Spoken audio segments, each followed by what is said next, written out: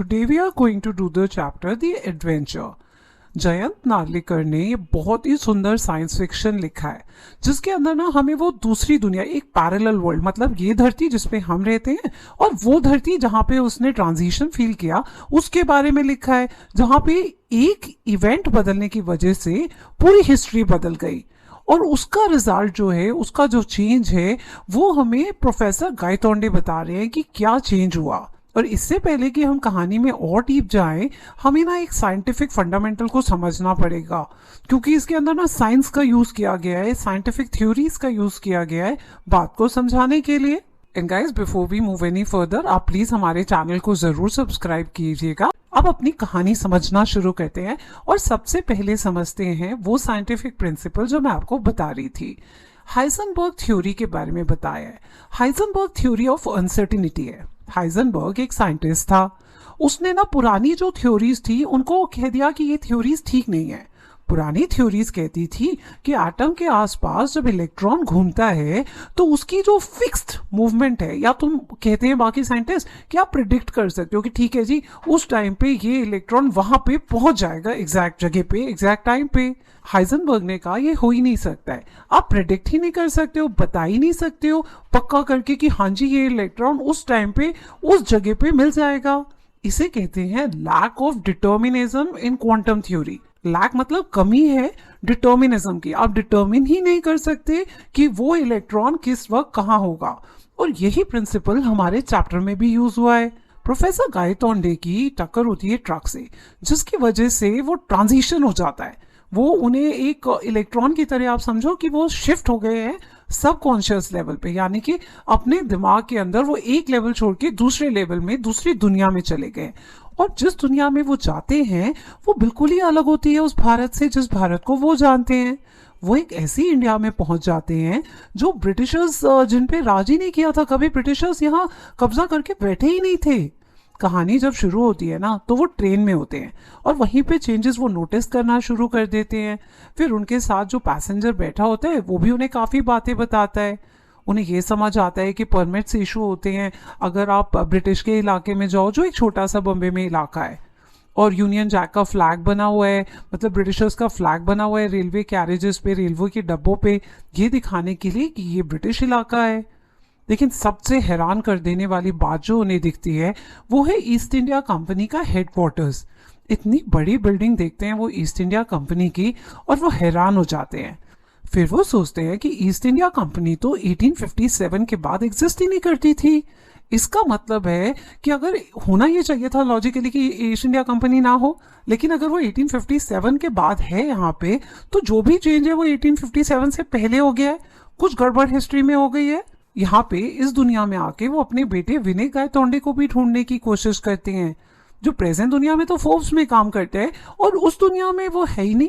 वो पहुंच जाते हैं फोर्ब्स के ऑफिस में, बोलते हैं कि विनय गायतोंडे के बारे में बता दो, लेकिन रिसेप्शनिस्ट जानती ही नहीं होती। वो सोचते हैं मेरी खुद समझ नहीं आ रहा मैं कहाँ आ गया हूँ, लाइब्रेरी जाता हूँ, किताब पढ़ता हूँ और समझने की कोशिश करता हूँ मैं कहाँ आ गया हूँ।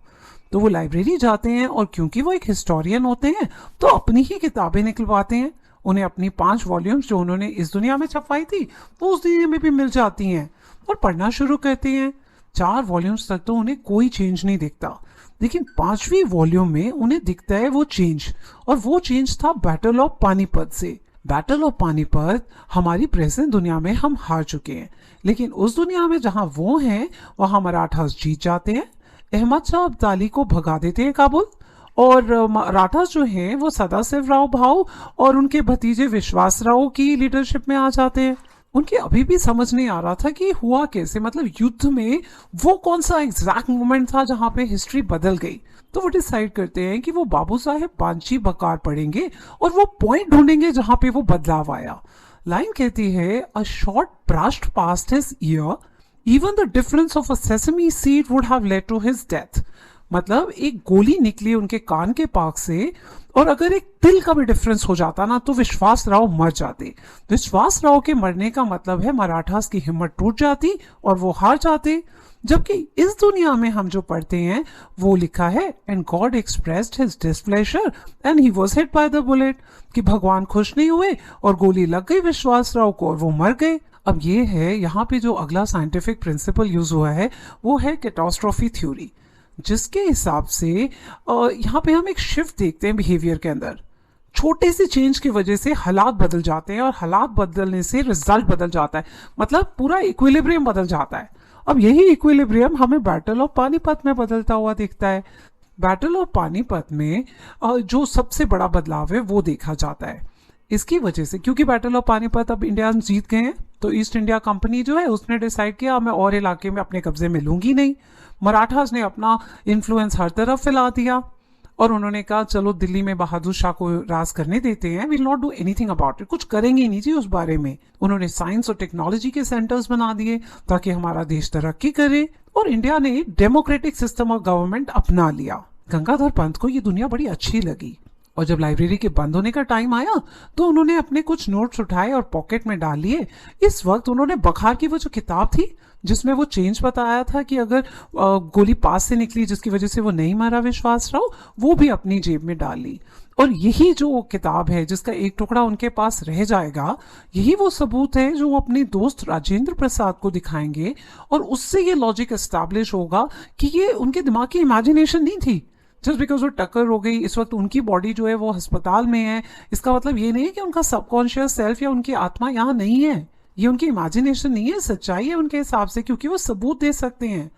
तो लाइब्रेरी से निकले, खाना वाना खाया, उसके बाद आज़ाद मैदान निकल गए वॉक करते हुए। वहाँ कोई लेक्चर चल रहा था, उन्होंने देखा कि प्रेसिडेंशियल चेयर खाली पड़ी है। उन्हें बड़ा अजीब लगा, उन्होंने कहा ये कैसे हो सकता है, जाके बैठ गए चेयर पे। सब भीड़ ने कहा अरे भाई उतरो, ये चेयर तो हम ऐसे ही रखते हैं, सिंबॉलिक है, मतलब हम मानते हैं यहाँ पे चीज है, मगर यहाँ कोई बैठता नहीं है, ये सिस्टम हमने हटा दिया। वरना जो मेन स्पीकर आता है उसकी तो कोई बात ही नहीं सुन रहा होता, बस कोई किसी को थैंक यू नोट कर रहा है, कोई किसी को थैंक यू कर रहा है। और जब ये नहीं इसने बात मानी गायतोंडे ने, तो लोगों ने उठा के उसे फेंक दिया नीचे, और ये हुआ हमारा सेकंड ट्रिगर, जिसकी वजह से वो वापस आया अपनी रियल दुनिया में जहां वो रहता है, जहां आज के भारत को जिसको हम जानते हैं।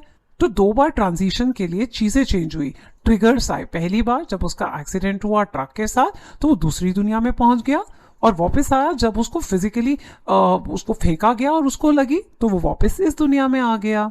राजेंद्र प्रसाद ने यही थ्योरी, ये कैटास्ट्रोफी थ्योरी जो है, बैटल ऑफ पानीपत पे लगाई। उसने कहा क्योंकि विश्वासराव नहीं मरा तो हिस्ट्री बदल गई, और एक चेंज की वजह से सारी चेंजेस आ गए। और हाइजेनबर्ग प्रिंसिपल भी कहता है कि इलेक्ट्रॉन कहीं पे भी हो सकता है, कहीं पे भी, किसी वक्त भी। तो एक ऑल्टरनेटिव दुनिया बन गई जो डिफरेंट थी, जिसकी पॉसिबिलिटीज अलग थी, जहां चीजें अलग हो सकती थी।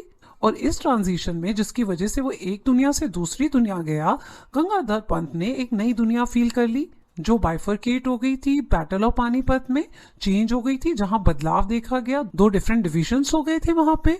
शरीर तो उसका इसी दुनिया में था जहां हम हैं इस वक्त, लेकिन उसका दिमाग, उसकी आत्मा जा चुके थे एक दूसरी दुनिया में, उसका सबकॉन्शियस माइंड दूसरी दुनिया में ट्रैवल कर रहा था। क्योंकि जब एक्सीडेंट हुआ उसका, तब वो सोच रहा था बैटल ऑफ पानीपत के बारे में, जिसकी वजह से वो शिफ्ट हुआ। बट जब वो इस दुनिया में आया, क्योंकि वो इस दुनिया में ऑलरेडी 999 लेक्चर्स दे चुका था, तो अब समय आ गया था कि वो अब अपना 1000th लेक्चर देता। लेकिन उसने मना कर दिया। उसने कहा उसे बहुत चोट पहुंची और उसे मोरली बहुत बुरा लगा कि उसे उठा के स्टेज से फेंक दिया गया, वो कभी नहीं बोलेगा। होप आपको ये वीडियो जरूर पसंद आया हो।